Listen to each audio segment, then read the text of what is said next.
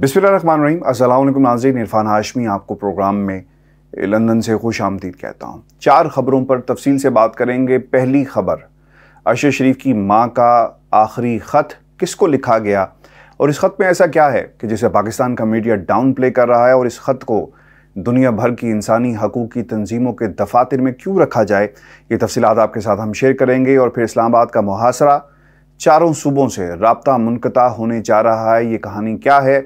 और फिर पसे पर्दा आर्मी चीफ की तैनाती पर मुज़ाकरात, खान साहब किन निकात पर डट गए, ये कहानी भी आपको सुनाएंगे। और फिर लंदन में मरीम नवाज़ गाड़ी से उतर नहीं पाई क्योंकि एक नौजवान सामने खड़ा था, चोर चोर के नारे लगाए गए और जुनैद सफदर ने इस मौके पर क्या कहा, ये तफसील भी आपको सुनाएंगे। लेकिन सबसे पहले आपको बताते चलें, अरशद शरीफ मरहूम की शहादत के बाद पाकिस्तान में तमाम सियासी जमातों ने सियासत की है और उसे एक सियासी रंग देने की कोशिश की गई। ये सिर्फ इस हुकूमत का मसला नहीं रहा, बल्कि कीनिया के अंदर पुलिस के भी मुतादिद बयानात सामने आए और बयानात बदलते रहे। इन हालात के अंदर पाकिस्तान में मुख्तलिफ दावे किए गए और यहाँ पर लोगों ने ऐसी ट्वीट्स की जिसके जवाब में पाकिस्तान भर से एक मुखालफत का सामना करना पड़ा। तो मरीम को भी अपनी ट्वीट के अंदर माफ़ी मांगनी पड़ी, बल्कि उसे डिलीट करना पड़ा। ये वो हालात हैं जिसमें अरशद शरीफ साहब की तदफीन भी हो चुकी, लेकिन उन्हें इंसाफ मिलेगा या नहीं मिलेगा, अब इंतज़ार की सूली पर उनके ख़ानदान वालों को लटका दिया गया है। इन हालात के अंदर एक ख़त लिखा गया है उनकी वालदा की तरफ से चीफ जस्टिस ऑफ पाकिस्तान को, जिसमें उन्होंने मुतालबा किया है कि जनाब एक हाई पावर जुडिशल कमीशन तश्कील दिया जाए ताकि मालूम हो सके कि मेरे बेटे को कत्ल करने वाले कौन हैं, क्या इस हुकूमत में शामिल हैं या कहीं और बैठे हुए हैं। पाकिस्तान के मीडिया ने हमेशा की तरह इसे डाउन प्ले किया, इस ख़त की खबर तक नशर नहीं की गई। इसलिए मैंने ज़रूरी समझा कि मदरजात आपके सामने रखूं ताकि एक माँ की आवाज़ पूरी दुनिया तक पहुँच सके। इस ख़त में लिखा गया है कि जिस तरह मेरे बेटे की शहादत के ख़िलाफ़ हुकूमत के ज़ालमाना इक़दामात सामने आए, चीफ जस्टिस पाकिस्तान आप इसका नोटिस लें और अरशद शरीफ के यतीम बच्चों को इंसाफ दिलाएं। अरशद शरीफ ने आपको भी ख़त लिखा था और बताया था कि उसकी ज़िंदगी को ख़तरा है। मुल्क भर में मुतादिद झूठे मुकदमात बनाए गए। अरशद शरीफ ने ख़त में बताया था कि उसके ख़िलाफ़ बगावत के मुतादिद झूठे मुकदमात हैं। और आपके सामने व्यूअर्स, अगर आप अरशद शरीफ की टाइमलाइन पर जाएँ, चैनल पर जाएं, तो आपको मालूम होगा कि किस तरह की इंफॉर्मेशन उन्होंने शेयर की। और एक वीडियो के अंदर वो ये कहते हुए नज़र आते हैं कि मैंने चीफ जस्टिस पाकिस्तान आपको भी ख़त लिखा है। फिर हुकूमती इक़दामात की वजह से अरशद शरीफ को दुबई में पनाह लेना पड़ी, ये उनकी वालदा कह रही हैं। अरशद शरीफ के दुबई पहुँचने पर इत्मीनान था कि वो झूठे मुकदमात से महफूज हो गया, लेकिन मौजूदा हुकूमत ने दुबई इंतज़ामिया पर दबाव डाला, जिसकी वजह से अरशद को वहाँ से जाना पड़ा। इसके ऊपर बहुत सारे मुतज़ाद बयानात भी आए। फैसल वाडा का बयान भी मौजूद है।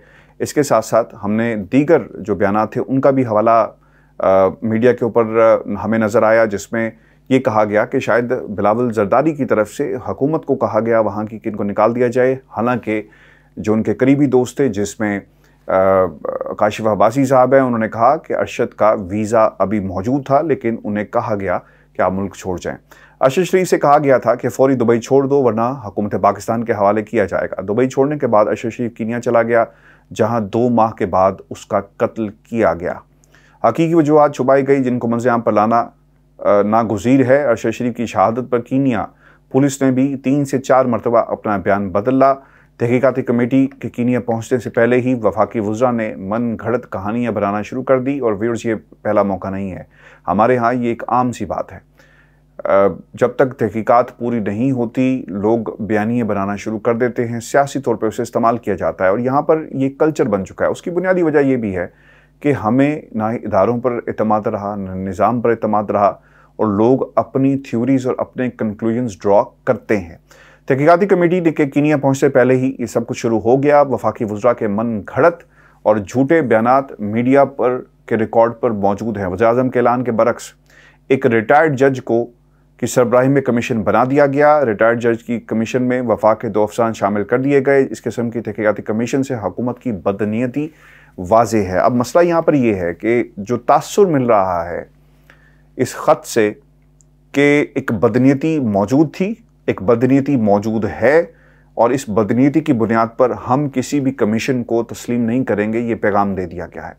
अगर किसी हाजिर सर्विस जज जो सुप्रीम कोर्ट और पाकिस्तान का जज हो उसकी सरबराही में एक कमीशन तश्कील दिया जाए तो व्यूअर्स एन मुमकिन है कि फिर उन तमाम लोगों को बुलाया जाए।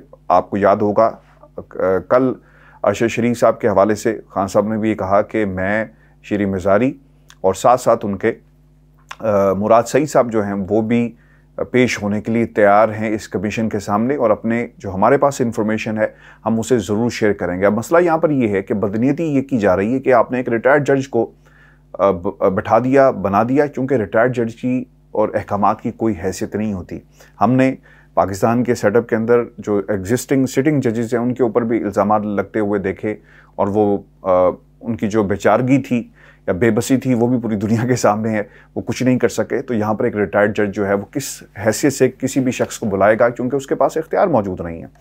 अरशद शरीफ केस में नाइंसाफ़ी की जा रही है, चीफ जस्टिस ही रोक सकते हैं। शहीद अरशद शरीफ को पाकिस्तान के आला अदलिया से ही इंसाफ मिल सकता है। नोटिस लें, जुडिशल कमीशन बनाया जाए ताकि तमाम जो लोग हैं मुतमईन हो सकें, और ख़ास तौर पे उनका ख़ानदान। और फिर मैंने अपना मुकदमा अल्लाह की अदालत में रखती हूँ। मेरा ख्याल है कि ये अल्लाह की अदालत से ही हमें इंसाफ मिलेगा, पाकिस्तान की किसी अदालत से इंसाफ नहीं मिलेगा। जितने मर्जी आप पावर जुडिशल कमीशंस बना लें, हाई जुडिशल कमीशंस बनाएं, इसके बावजूद इंसाफ नहीं मिलेगा, क्योंकि मामला यहाँ पर दो हुकूमतों का है। वहाँ पर क्या हुआ, हक़ाइक़ किस तरह पाकिस्तान आएंगे। जो मुल्क सही तरह से फोरेंसिक नहीं कर सकता, जो मुल्क पोस्टमार्टम सही तरह नहीं कर सकता, उससे आप क्या तवक्कुर रखेंगे कि वो आपको एक अच्छी और बेहतर जो इंक्वायरी है वो देगा। क्योंकि पुलिस की तरफ से ये मौक़िफ़ इख्तियार किया गया कि जनाब ये आइडेंटिफिकेशन का मसला था, मालूम नहीं हो सका और गोली चल गई, तो इसके बाद तमाम केस को दबा दिया जाएगा। आप देखिएगा कि कातिल कभी भी पकड़े नहीं जाएंगे और ये एक मुहिमा रहेगा। पाकिस्तान में हमेशा से ऐसे ही हुआ। इस मुल्क के अंदर एक वज़ीर-ए-आज़म शहीद कर दी जाती है, उससे पहले भी सरबराह को मार दिया गया, ज़ियाउल हक़ के त्यारे को उड़ा दिया गया। क्या पता चल सका कि पीछे कौन था? आज तक कोई इंक्वायरी में किसी एक शख्स का नाम सामने नहीं आया। दूसरी अहम खबर आर्मी चीफ की तैनाती का मामला है। अच्छा, कोई अगर ये शख्स ये समझता है कि ये मुज़ाकरात नहीं हो रहे तो ये उनकी खामख्याली है। खान साहब की जो स्ट्रैटेजी थी कि दिन के उजाले में सिर्फ सफ़र करना है, रात को उन्होंने वापस जो है अपने बेस कैंप की तरफ जाना है। इसकी बुनियादी वजह उनकी जान को ख़तरा भी है, और फिर ये हिकमत अमली का हिस्सा है। और आहिस्ता आहिस्ता वो पूरे मुल्क में लॉन्ग मार्च करेंगे। जिस तरह पंजाब के अंदर वो शुरू हुए, पूरा पंजाब जो वो कवर करते जाएंगे, और फिर उन्हें सिंध की तरफ भी जाना है। और ये एक तैयारी होगी इलेक्शन की। और मैं आपको ये भी बात बताऊं कि हिकमत अमली का हिस्सा इस तरह भी है क्योंकि इस्लामाबाद के अंदर GHQ के अंदर, जैसा मैंने अपनी पहली वीडियो में भी आपके सामने हक़ाइक़ रखे, एक इंतहाई अहम तकर्री होने जा रही है। मुज़ाकरात किससे हों? जब कोई शख्स सीट पर ही नहीं होगा तो उसके मुज़ाकरात और उनके वादों का पासदारी, और फिर उन वादों पर कौन अमल दरामद करवाएगा, गारंटीज़ क्या होंगी, ये खान साहब जानते हैं। इसीलिए डिले किया जा रहा है। और फिर जिस तरह वक्त आगे गुजरेगा आप देखेंगे कि हिकमत अमली मज़ीद आहिस्ता आहिस्ता सामने आएगी, और ये भी ऐन मुमकिन है। और ये ऐसा लगता है ये है कि इंतखाबात से पहले ये ज़बरदस्त किस्म की तैयारी है इंतखाबात की, क्योंकि जिन हलकों से खान साहब खुद गुजर रहे हैं ये ऑटोमेटिकली एक इंतखाबी मुहिम का हिस्सा बनती जा रही है। इसीलिए लोगों को परेशानी हो गई, और खुर्रम दस्तगीर साहब जो बाहर आकर खान साहब के हवाले से तरह तरह के बयान भी दे रहे हैं। मैं आपको बात बताऊं कि आर्मी चीफ की तकर्री, अब खान साहब ने कुछ नाम दिए थे। उनका एक नाम आसिफ जरदारी का नाम, और दूसरी तरफ शहबाज शरीफ और नवाज शरीफ का नाम। अब खान साहब ये कहते हैं कि अगर जो दरमियानी रास्ता निकालने की कोशिश की जा रही है, और ज़राए से खबर मैं आपके साथ शेयर कर रहा हूँ कि आप ऐसा करें, ना मेरे नाम को कंसिडर किया जाए, ना बिलावल जरदारी के नाम को, पीपल्स पार्टी के नाम को कंसिडर किया जाए, आसिफ जरदारी के नाम को कंसिडर ना किया जाए, और ना ही नवाज शरीफ या शहबाज शरीफ के नाम को कंसिडर किया जाए, बल्कि कोई तीसरा नाम कंसिडर करें और इन तमाम नामों को अलग कर दें। अच्छा, इसकी बुनियादी वजह क्या है? मैं आपको एक बात बताऊं। ये तीनों तरफ जो है ना वो लोग सोच रहे हैं। खान साहब अगर अपना नाम लेकर आते हैं तो फिर इसके ऊपर भी तनकीद होगी। कैसे तनकीद होगी? यहाँ पर आपने एक लेफ्टिनेंट जनरल DGI को नहीं छोड़ा और कहा कि जनाब देखें, खान साहब के लिए वो लॉबिंग करते रहे और पेशावर से बैठकर लॉबिंग की, जनूबी पंजाब में बैठकर लॉबिंग कर रहे हैं, तो फिर अगर इनका नाम लगा दिया गया या इसको, जिसकी कोई सूरत हाल या कोई उम्मीद नहीं है, और कोई ऐसी गुंजाइश इनके पास मौजूद नहीं है कि वो नाम इनका कंफर्म करें, लगा दिया गया तो कल को इसी ऑपोजिशन का सामना करना पड़ेगा खान साहब को कि जनाब ये तो आर्मी चीफ ही आपका है। तो खान साहब ने इसको भी, इससे भी पीछे हट गए। और फिर अगर पाकिस्तान पीपल्स पार्टी या नवाज शरीफ, शहबाज शरीफ के नाम को लगा दिया जाता है तो फिर खान साहब एक बड़ी ऑपोजिशन के तौर पर सामने रहेंगे कि भाई ये तो आपका आर्मी चीफ था। यहाँ पर अगर जनरल बाजवा को नहीं बख्शा गया और जनरल बाजवा की जो किरदार रहा, पाकिस्तान की इस्टेब्लिशमेंट का जो किरदार रहा, खान साहब अब जलसों में उनका नाम लेकर ये बात करते हैं और आमने सामने ये तमाम ताकतें आ गई, तो फिर क्या मुमकिन है कि जो आने वाला आर्मी चीफ होगा उसका भी खान साहब नाम नहीं लेंगे। चूँकि अगर मुल्क के अंदर आम इंतखाबात की तरफ नहीं गए तो फिर यकीनन फिर अगले आर्मी चीफ का नाम भी लिया जाएगा। अब ये तो हो गए सियासी जो लोग हैं जो इस वक्त आर्मी चीफ की तकर्री के हवाले से सोच रहे हैं। अब फिर GHQ भी सोच रहा होगा, पाकिस्तान के ताकतवर हल्के भी ये सोच रहे होंगे कि अगर आर्मी चीफ इनमें से किसी जमात का लगा और उसकी किस किस्म की अपोजिशन का इनको सामना करना पड़ेगा, हमने अपना दामन भी बचाकर आगे निकलना है। क्योंकि याद रखें, कोई भी आर्मी चीफ अपने पिछले आर्मी चीफ का जो बैगेज है उसे एक्सेप्ट नहीं करेगा। वो अपनी डॉक्ट्रिन लेकर आएगा और अपनी डॉक्ट्रिन को आगे बढ़ाएगा, और उसके लिए ज़रूरी ये है कि नॉन कॉन्ट्रोवर्शियल रहे। और नॉन कॉन्ट्रोवर्शियल रहने की सिर्फ एक ही गुंजाइश है व्यूअर्स, और वो ये है कि इस मुल्क के अंदर तमाम सियासी जमातों को पैगाम भेजा जाए कि एनएफ इज़ एनएफ, आप लोगों ने जो कुछ करना था कर लिया, मुल्क को आगे लेकर जाना है तो हमें मुल्क के अंदर आम इंतखाबात करवाने हैं।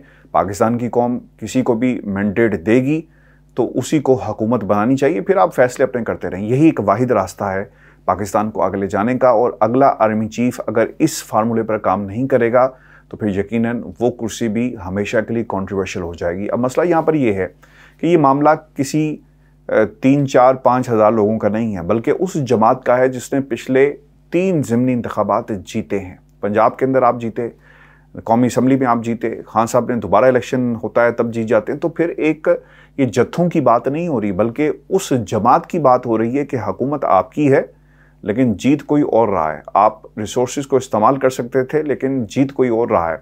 आप इन्फ्लुएंस क्रिएट कर सकते थे लेकिन जीत कोई और रहा है। आपका पेज जुड़ चुका है लेकिन इसके बावजूद जीत कोई और रहा है। आप पाकिस्तान के ताकतवर हलकों के साथ मिलकर झुल्लू फेर सकते थे लेकिन ऐसा नहीं हुआ। वो पीछे बैठे रहे, उन्होंने देखा कि इमरान खान जीत गया। तो इन हालात के अंदर एक नॉन कॉन्ट्रोवर्शियल आर्मी चीफ आना इस मुल्क के लिए बहुत ही ज़रूरी है, क्योंकि सियासी जमातें जिस तरह कॉन्ट्रोवर्शियल हो चुकी हैं वो आपके सामने है और मुल्क की सालमियत अब इस नई तकर्री के साथ जुड़ी हुई है, याद रखिएगा। इसलिए खान साहब ने एक स्टेप पीछे लिया और वो ये कहते हैं कि आप इलेक्शन करवाएं, क्योंकि उन्हें यकीन है कि मुल्क के अंदर आम इंतखाबात जब भी होंगे पाकिस्तान तहरीक इंसाफ जो है वो जीतेगी। व्यूअर्स, आपको ये बताते चलें कि खान साहब लॉन्ग मार्च आहिस्ता आहिस्ता आगे बढ़ा रहे हैं और जैसे मैंने पहले भी कहा कि ये हिकमत अमली का हिस्सा है।